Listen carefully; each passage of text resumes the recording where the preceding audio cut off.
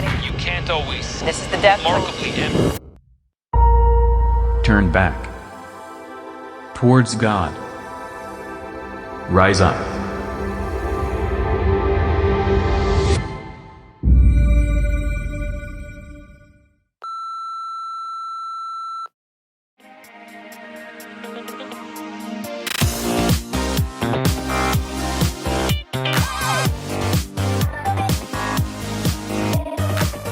Do you think watching porn is not that big a deal? Do you feel like you could never speak about this topic openly and honestly with someone else?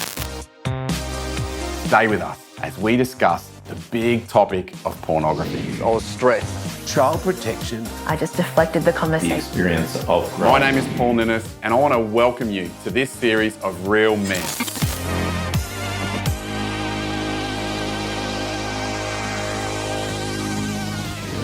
The topic of pornography is an important topic for every man. It's an important topic for the occasional porn user, the regular porn user. It's an important topic for dads and for church leaders.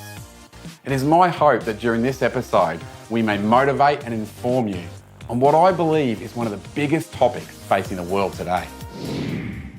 Well, we're talking about this topic of pornography and it seems like porn is everywhere. And not only is it everywhere, it's almost hard to stay away from it. It's almost like a big magnet that just draws heaps of guys in. It is a very selfish thing because for me, I would go to porn because I was stressed. It just absorbs you.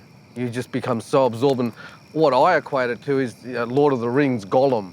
And the ring, how Gollum behaves, it's all consuming. And it really leaves my wife and kids wanting, you know what I mean? Like, I'm not there, I'm there, but I'm not there kind of thing.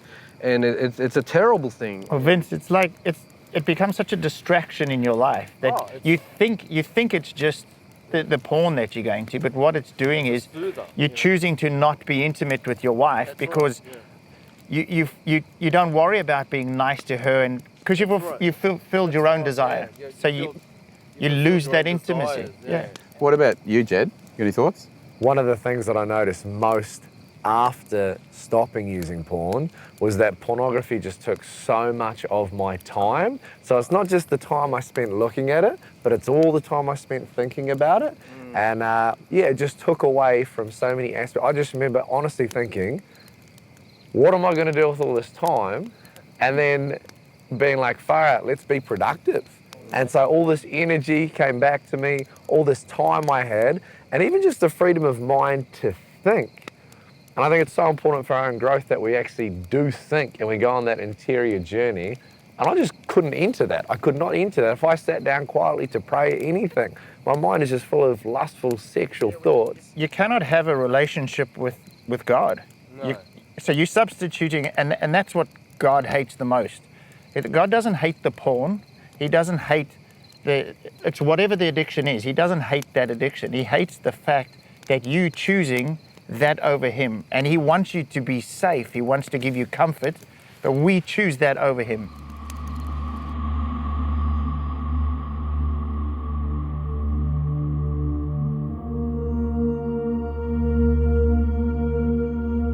I'm here in Boggo Road Jail.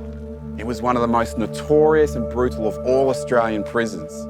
And here, many men experienced helplessness and loneliness. But the killer for a man, the thing that broke many hardened criminals, was when they were forced to go to the hole. The hole was a place that was used for the worst of punishments. It was complete isolation, and this was the killer. And I'm reminded of many men's struggle with pornography. You see, in the wider community, many men use porn. This is a little bit like all the men being in one cell together. But for a lot of Christian men, for a lot of people coming from strict or traditional backgrounds, when they use porn, they feel like they're in solitary confinement. This solitary confinement is lonely, it's isolation. And it's this isolation that drives shame. Shame leads to more porn use. More porn use leads to more isolation and more shame. We need to get out of the shame cycle as men.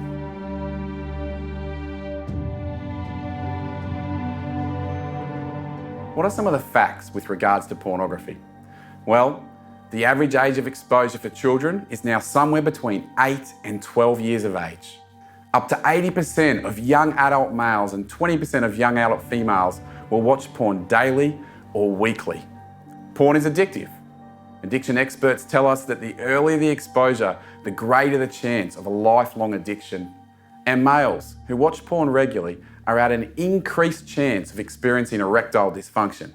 Pornography is such a big deal because never before in the history of humanity have we had access to something 24/7 all over the planet that has now got access to us. We have never confronted the onslaught of sexuality in this way. We were never meant to deal with it with this intensity. At the moment, pornography comes with no warning.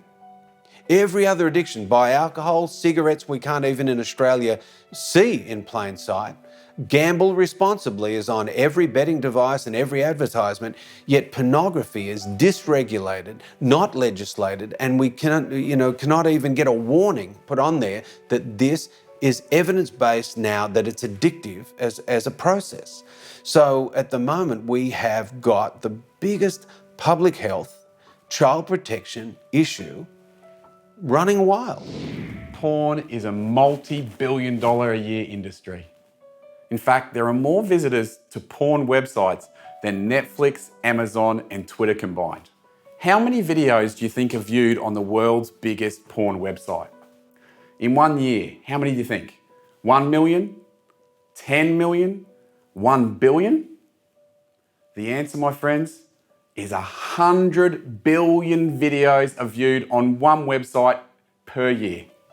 Let's take a moment to just think about the gravity of that. Porn is a massive game changer. It is changing young people's attitudes, it is affecting sex, and it is affecting families. It is changing culture before our very eyes. I think another perspective on all of this is the normalisation of porn. That we live in a culture where it's not shameful anymore to talk about a porn addiction. Yes. It's not shameful among young executives. It's not shameful for kids around 11, 12, 13 or younger or older to talk about their experiences with porn. Yes. And oftentimes older men, because of their experiences with porn, don't feel qualified to speak into the situation. So you have a situation in our culture where porn is normalised as part of the experience of growing up, and older men are silenced because they've found themselves caught there as well. The porn trap. A friend of mine, Shane, asked her son, who was in grade 9, year 9 here in Australia, and she asked him, do the boys ever talk about porn at school? And he responded by saying, Mum, that's all they talk about. Yeah. And really, so many people are just blind to the realities of how ubiquitous and dominant porn is in young adult males and teenage males' lives. As Shane said, it's a pornified culture. The problem with pornography is not that it shows too much, but that it shows too little. You see, porn takes this big, beautiful, amazing gift and it reduces it to being less than what it was created to be. Porn says sex is just about the physical. It's just about getting what you want. When sex is meant to be this mutual gift of self, a connection of mind, body, and soul. When I was in my first few years of high school, I made a choice to wait until I was married to have sex. And this affected a lot of my relationships with guys throughout high school. So when I got to year 12, I was really excited when one of my really good friends asked me to be his girlfriend. We had this conversation about sex early on in our relationship, and he said that he respected that. He said that it didn't change how he felt about me, and he made me feel really special. About a month into our relationship, he began to open up to me about his porn habit. And I remember one night when I asked him, hey, what have you been doing since school? He was really open and said, yeah, not much, I've just been watching some porn. And it was in that moment where I felt really shocked. I didn't really know how to respond, and I didn't really know what else to say about it, so I just deflected the conversation and we talked about other things. I remember one day when we were hanging out at his house, we were just playing Xbox, having a good time. And he turned to me in that moment and said, "Hey Steph, could we watch some porn together?" And it was in that moment where I felt really hurt. I was shocked and I just sat there for a little while quietly, but then was able to have the courage in that moment to say to him, "No, I don't want to watch porn with you. I feel cheated on. I feel like maybe he doesn't respect me." It's like, you know that I don't actually think it's okay that you're watching porn, and it genuinely hurts my feelings. It doesn't make me feel loved. I actually feel cheated on. He didn't really want to listen. He said, "Just forget that I asked, forget it." But I really couldn't. I think I found it hard to understand, being a woman, that I know that I'm precious and valuable to God. I have that understanding. And so when I see women treated so cheaply during pornography making, I find it hard to think that a godly man can be part of that. I see it as they're entering into supporting an industry that completely degrades women. So that is the hardest, I think, that how can they be how can they be partner to this? And it's very hard to understand. I guess women are naturally quite loyal and we're nurturers. So the loyalty factor is an issue, how men can easily be disloyal to the women that they love. That's hard to understand.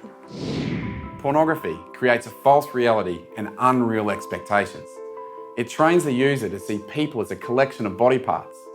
In fact, when you think about it, women are the big losers when it comes to porn. It teaches them that their sole purpose, their sole reason for existing is to be at service of men. In fact, a study by Dr. Anna Bridges found that in the most popular porn videos, 88% of the scenes included acts of violence against women. As men of sexual integrity, we can't be okay with that. We need to fight for the dignity of women. Just visiting prostitutes and the money that I made just lying to my ex-wife, just the money that I spent on prostitutes was just phenomenal. Yeah, pretty much took me to bankruptcy. Yeah. And what about your soul and your person? Oh, I was just a broken man. I was devastated that I allowed myself to get that far, where it became such a terrible addiction that it was 2-3 times a week, you know, and that's hundreds of dollars, and just, yeah. Well, for me, if my wife was here, she'd tell you, I'm a different man. Like, I was extremely angry. So they say porn is like eroticized rage. So I was extremely angry, and I'd be short with everybody. I'd take it out on my wife, I'd take it out on the kids. And it was all because deep down I had this sin, this secret that I wasn't dealing with. Since dealing with that, I no longer have that deep welling anger and that fear inside me of getting caught out or being shamed. Yeah, I'd be the same. I think shame was the biggest thing for me. I feel like it stole life from me, and I didn't feel authentic. I didn't like the person that I was, and I was kind of living a life that was, it just wasn't the life that I wanted to live. So I just felt so, I just feel so much freer. I think I look back now and I just feel freer now.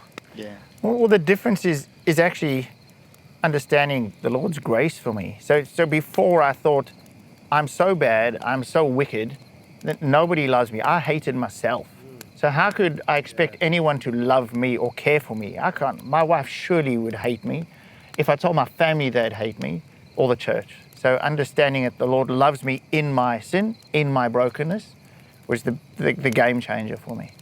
Yeah, for me it's probably freedom in relationships, freedom in friendships with women. I remember just being like a schoolboy using pornography, whether it be a female teacher walking in the room, I'm thinking about her sexually, whether it be hanging out with my girlfriend, I'm thinking about her mate sexually.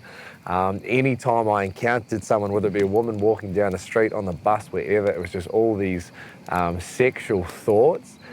Whereas these days, those thoughts, they don't plague my mind, and I meet a woman and my first thought is like, oh, cool, like, hey, like, who are you? And it has made people, in my eyes, human again. And I just think that's probably one of the biggest fruits, one of the biggest blessings I've had. Female friends, and just seeing the beauty in women, true beauty, you know? Watching porn damages our relationship with God and desecrates what God intended sex to be. God created sex to be a loving union between a husband and wife. If you think about it, porn is the antithesis of what sex was created to be. Porn is about use. Sex is meant to be about love. One of the things I noticed is that when people were dabbling in porn and then spending more and more time in porn, what happens is ultimately that moves beyond the privacy of their own home, etc., and they begin to act out the porn in a way that many of them would never have guessed. And so I've seen a number of men who've been married, heterosexual men, and they might have ended up visiting prostitutes, for example. But then what happens is there's so much money they needed for the home, there's only so much money to go around. They've not been able to get their kick through prostitutes. They've found themselves going beyond boundaries that they never thought they would cross sexually. Yeah, it's looking at pornography as a distress reduction behaviour, and so it's dangerous, I think, for all because it's a super stimuli, but it's a distress reduction behaviour, and you'll see it come up like you would see cutting and hair pulling and skin picking, and you'll see it in trauma survivors, and I think that's a really decent take. That if people are doing it and they're overdoing it, it's like those questions are, look, what's going on? What's happening here? And largely they're probably men not talking to other men, that's right, and having conversations. That's it. So I think asking for help is, if you're out there and it's not just a use issue and you've got general questions about it, if you've crossed the line and you can't find your way out, please talk to someone about this. You're not alone. Pray and then reach out. So this is where we collectively as men have got to start our own shout. There's women out there doing this together saying we don't like this stuff, but it's time for men to rise up. If there's one battle that we have to fight, and we're in that battle already, it's the battle around porn. We've got to start being deeply, deeply honest and having spaces and places we can do this without shame. So we need real conversations. Real conversations. And we need real men to step up and have some real conversations with others. In the work that I do with men nationally, I would say, I don't have a survey, but from experience, I would say probably 90% would have experienced, dabbled, or been involved with using porn. Yeah. Now, these men are adult males, and a large number of them have children. And churchgoers as well. Well, the data suggests out of America that there's no distinction with about the amount of porn used by churchgoers or non-churchgoers. Correct. These men now are using porn and they've got children. What chance have they got of talking to their children about that in a healthy, normal way? So what happens is there's this great silence. The great silence. So young people now got no roadmap, as we said earlier, and now they're in a situation where there's no training, no curriculum that's going to help them get through this journey. And so often unhealthy sexual behaviours, they're like mushrooms. They grow in the shadows. They don't like the light on them. And from your experience with working with hundreds, thousands of men in relationship, you see porn as being one of the key markers of success and flourishing in relationship. Is that right? Absolutely. If you are into porn, your relationship is, and you stay in porn, you stay in sex addiction, porn is sex addiction. If you stay there, your relationships are destined for disaster. Full stop. When people are released from prison in this country, 50% return to prison within 2 years. Up to 80% return to prison again in their lifetime. Now, in this particular prison, at one point, there was a prisoner reintegration program. Through this program, they were reintegrated, re-assimilated into society. They would get visits from their family, from their loved ones, and they learned to build trust and relationship again. During this time, less than 20% returned to prison. I'm reminded of pornography and how we build walls around our lives at times. One thing is for certain, we weren't created to be in prison. What do I think about porn? I honestly hate porn. It turns my stomach. The other side of the coin of that is I really, really sympathise with the struggle with porn, the addiction and the drawing, the attraction of porn to many people, men and women, probably obviously women to a lesser degree, but I understand the struggle. My heart really stirs, especially when I see young boys, children being affected by this. Children should be enjoying their childhood. They should be exploring all the wonders of the world, and that gives them balance. Seeing sport in their lives, seeing good relationships in their lives, enjoying life together with friendships, not on phones where porn grabs them and causes an addiction from 11, 12 years old. Some women are so affected that they're having their bodies biologically changed to please their men. And once again, I see that as domination. It's supposed to be liberation. It's not, it's domination, because who are we actually trying to please? And we're changing our bodies to do that.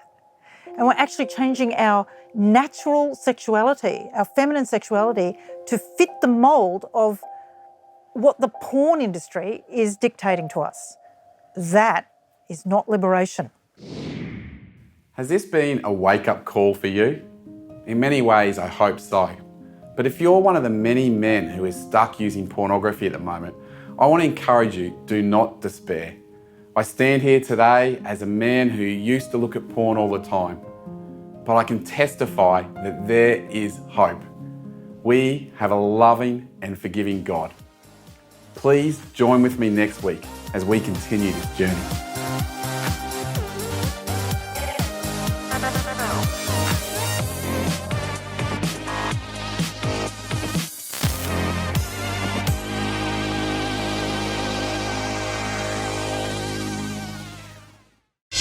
A lot of talk in our church today about the new evangelisation, and we might ask, well, what's new about the new evangelisation? One thing that's new is that we're trying to renew the faith in people who should already be Catholic, should already be Christian. Individuals, families, communities, whole cultures that need to rediscover the gospel. And so what's new is that they're getting a new shot in the arm of faith, of evangelisation. Another thing that's new about it is the way that we do that, and the new media and groups like Shalom World TV are very important for bringing the gospel anew to our cultures, to our families, to each of us individually. And so I encourage all the viewers of Shalom World TV, and I encourage Shalom World TV themselves to keep up the good work, to keep watching this channel and to keep up the good work of presenting the Catholic faith to our world today.